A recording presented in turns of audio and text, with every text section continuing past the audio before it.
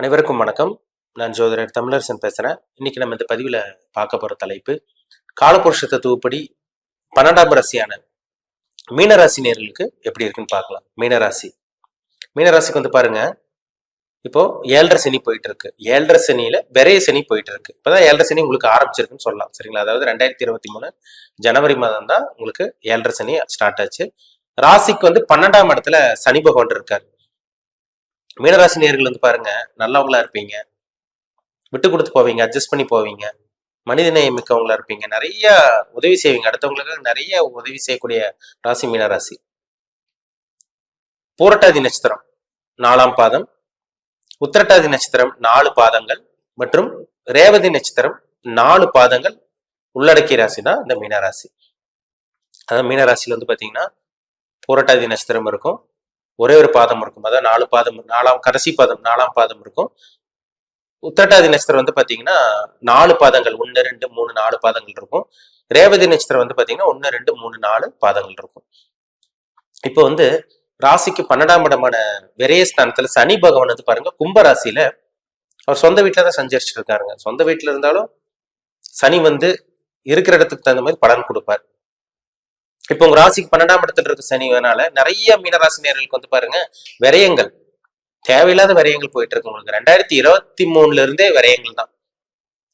எங்களுக்கு எப்பதாங்க சார் விரயம் கம்மியாகும், கையில இருக்க காசு நிக்கவே மாட்டேங்குது, வரவுக்கும் செலவுக்கும் கரெக்டா போகுது, செலவு மேல செலவு அதிகமா போயிட்டு இருக்கு, 2023 இருந்து செலவாதான் எங்களுக்கு போயிட்டு இருக்குன்னு நிறைய மீனராசிக்காரங்க போன வருஷம் சொன்னீங்க 2023. ஏன்னா கர்மகாரகன் சனி, சரிங்களா? கர்மகாரகன் சனி வந்து பார்க்கும்போது இந்த சனி பகவான் எந்த ராசிக்கு வந்து 7.5 சனி பிடிக்குதோ அந்த காலகட்டங்கள்ல கொஞ்சம் விரயங்கள் இருக்கும், மன கஷ்டங்கள் இருக்கும், பொருள் விரயங்கள், இந்த மாதிரி ஏதோ ஒரு விரயங்களை கொடுக்கதான் செய்வார்.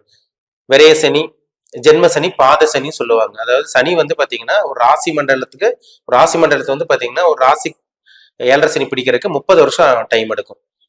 அந்த 30 வருஷ காலகட்டம், 30 வருஷம் டைம் எடுத்தாலும் அந்த 7.5 வருஷ காலகட்டங்கள்ல படாத பாடு படுவாங்க. அது குறிப்பிட்ட ஜென்ம சனி எல்லாம் போட்டு தாக்கி எடுத்துரும் சொல்லிடலாம். இப்ப வந்து பாருங்க, உங்க ராசிக்கு 12ஆம் இடத்துல சனி இருக்கிறதுனால நிறைய விரயங்கள் போயிட்டு இருக்குங்க. விரயம் மேல விரயம் பண்ணிட்டு இருக்கீங்க, மருத்துவ செலவு பண்ணிட்டு இருக்கீங்க, குடும்பத்துக்கு தேவையான பொருட்கள் வாங்கி போட்டீங்க. ஒரு சில மீனராசி நேர்கள் வந்து பாத்தீங்கன்னா மருத்துவமனையில அட்மிஷன் ஆனீங்க, ஒரு சில பேருக்கு ஆபரேஷன் செலவு வந்தது, நிறைய மெடிக்கல் எக்ஸ்பென்ஸ் எல்லாம் வந்தது உங்களுக்கு. அதே மாதிரி ஒரு சில நேர்கள் வந்து பாருங்க, வீடு வாங்கினீங்க, நிலம் வாங்கினீங்க, ஒரு சில பேர் வந்து இடம் வாங்கி போட்டீங்க.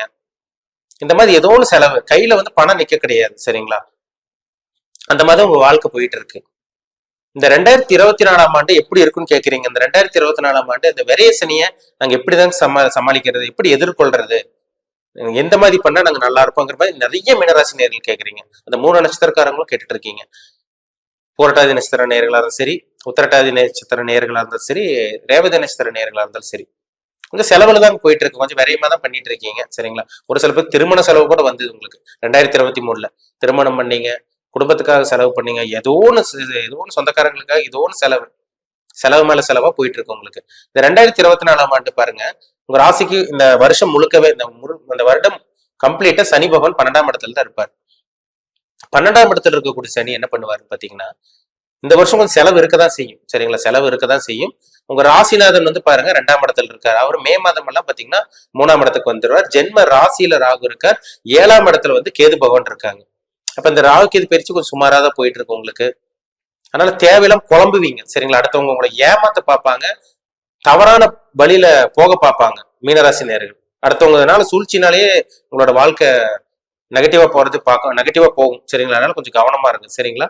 அடுத்தவங்கள பேச்சு கேட்க வேண்டாம், யாரையும் நம்பாதீங்க இந்த காலகட்டங்கள்ல, சரிங்களா? ஏன்னா விரயமாகுதுன்னா நம்ம தான் கொஞ்சம் அலர்ட்டா இருக்கணும், உஷாரா இருக்கணும். ஒரு சில பேர் பாருங்க, ஷேர் மார்க்கெட்லங்கிற பேர்ல இந்த லாட்டரி ரேஸ்ல போய் பணத்தை போடுறது, இந்த ஸ்பெகுலேஷன் சொல்லக்கூடிய பிசினஸ், இந்த எம்எல்எம் மல்டி லெவல் மார்க்கெட்டிங், இந்த மாதிரி விஷயங்கள், இந்த கிரிப்டோ கரன்சி, பிட்காயின், இதெல்லாம் போட்டு பணத்தை போட்டு ஏமாறுறாங்க. ஏதோ ஒன்று விரயங்கள். இப்ப 12ஆம் இடத்துல குரு இருந்தா சுப விரயங்களை கொடுக்கும். 12ஆம் இடத்துல சனி, இந்த ராகு செவ்வாய் எல்லாம் வந்தா பாப விரயங்களை, தேவையில்லாத விரயங்களை கொடுக்கும். அப்போ இந்த காலகட்டங்கள்ல இந்த விரை சனி எப்படி சமாளிக்கிறதுன்னு மீனராசி நேர்கள் கேட்டுட்டு இருக்கீங்க, சரிங்களா? அதனால இப்போ உங்க சொந்த தொழிலுக்காக முதலீடு போடுறவங்க தாராளமா நீங்க முதலீடு போடலாம், சரிங்களா? மற்றபடி இந்த ஷேர் மார்க்கெட்ல போய் பணத்தை போடுறது, அதே மாதிரி வந்து பாத்தீங்கன்னா இந்த எம்எல்எம்ல போய் பணத்தை போடுறது, மல்டி லெவல் மார்க்கெட்டிங் இதுல போய் பணத்தை போடுறது, இந்த மாதிரி விஷயங்கள கொஞ்சம் கவனமா இருந்துக்கணும்.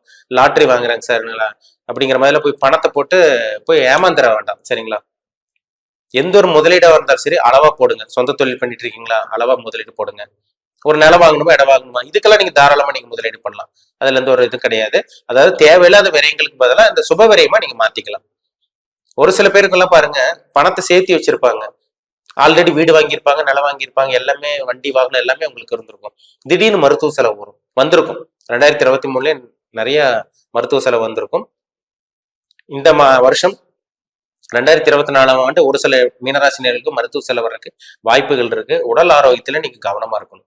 சரிங்களா? எச்சரிக்கையா இருக்கணும் உடல் ஆரோக்கியத்துல. நீங்க இந்த வருஷம் 2 வீலர் வாங்கலாம், 4 வீலர் வாங்கலாம், ஒரு இடம் வாங்கலாம், நிலத்தை வந்து பாத்தீங்கன்னா கிரயம் பண்ணலாம். அதே மாதிரி வந்து பாத்தீங்கன்னா ஒரு கட்டின வீடு வந்து வாங்கலாம். அதுக்கு தகுந்த மாதிரி உங்களுக்கு மனசுக்கு பிடிச்ச மாதிரி நீங்க வீடு ஆல்டரேஷன் பண்ணலாம். இந்த மாதிரி அனைத்து விதமான விஷயங்களும் இந்த வருஷம் நீங்க பண்ணிக்கலாம். திருமணம் பண்ணலாம்.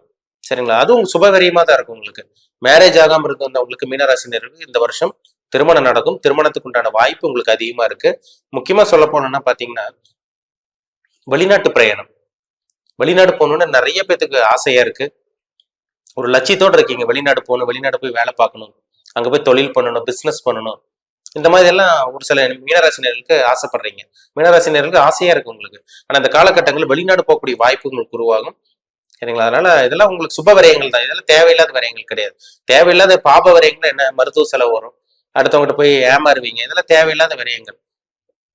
நிறைய லாஸ் 2023 நிறைய நஷ்டத்தை சந்திச்சீங்க. ஆனா இந்த வருஷம் நீங்க கொஞ்சம் கவனமா இருந்துட்டீங்கன்னா அந்த தேவையில்லாத விரயங்களை வந்து பாத்தீங்கன்னா நீங்க சுப விரயமா நிச்சயமா மீனராசி நேயர்கள் உங்களால மாத்த முடியும்.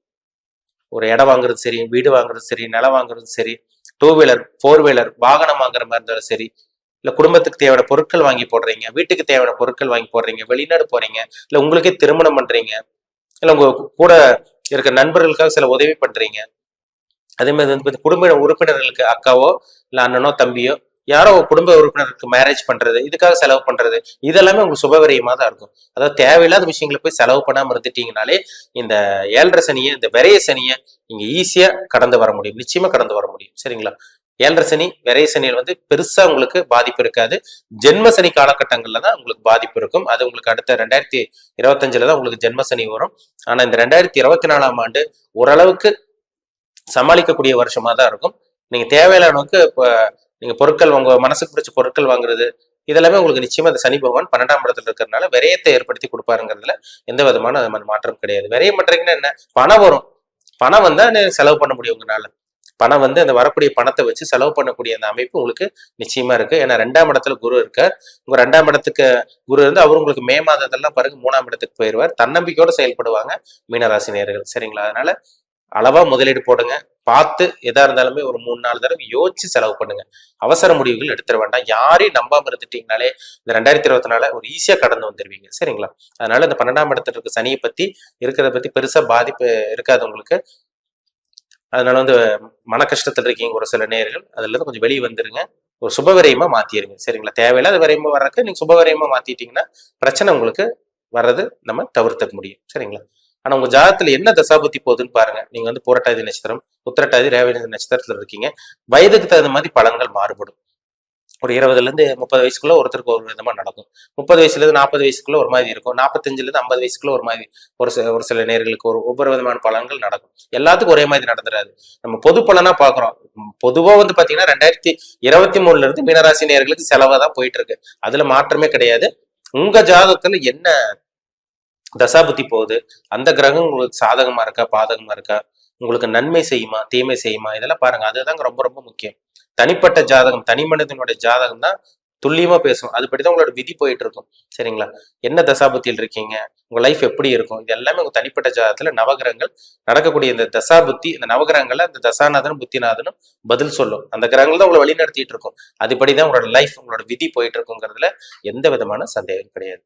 உங்க தனிப்பட்ட ஜாதகம் பார்க்கணும்னு விருப்பப்பட்டீங்கன்னா கீழே இருக்க வாட்ஸ்அப் நம்பருக்கு மெசேஜ் பண்ணுங்க, உங்க ஜாதகத்தை அனுப்பிச்சு விடுங்க, அப்பாயின்மெண்ட் வாங்கிக்கோங்க. உங்க தனிப்பட்ட ஜாதகம் பார்த்து நம்ம டீப்பா தெளிவா நம்ம துல்லியமா பார்த்து தெரிஞ்சுக்குவோம்.